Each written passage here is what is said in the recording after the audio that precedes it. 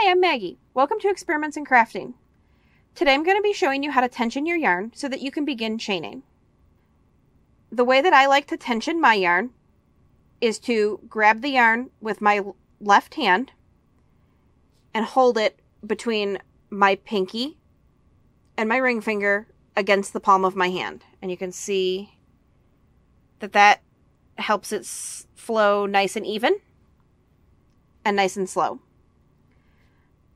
I then also grab the yarn between my middle and my index finger for a little bit more tension. So I'll show you what that looks like and how I crochet with it. So in order to chain, I wrap my yarn and the yarn flows nice and even and nice and slow through my fingers. And this results in nice, even chains. If you apply too much tension, as you can see, I'm stretching my yarn out. I'm having a really difficult time making my stitches. The yarn is starting to dig into my hands. And I get very tight, flat, kind of ugly stitches. You can also see, if I take this off, you can see that on my good stitches, there's a nice back bump to them.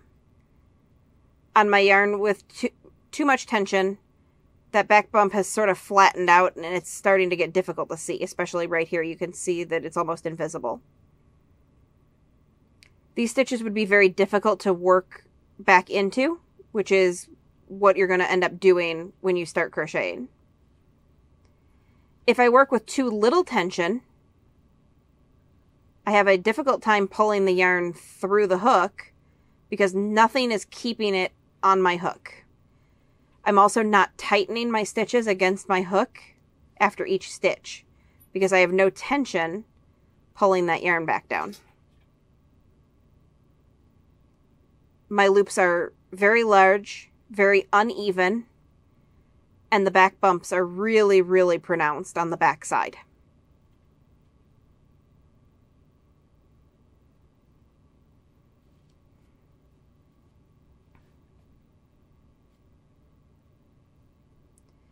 There are a number of different ways that you can tension your yarn.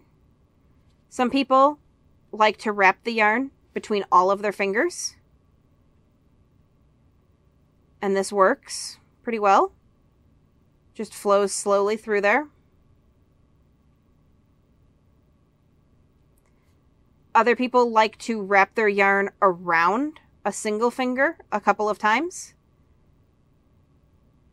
This also works. And the yarn is just flowing nice and slow and keeping a little bit of tension on it.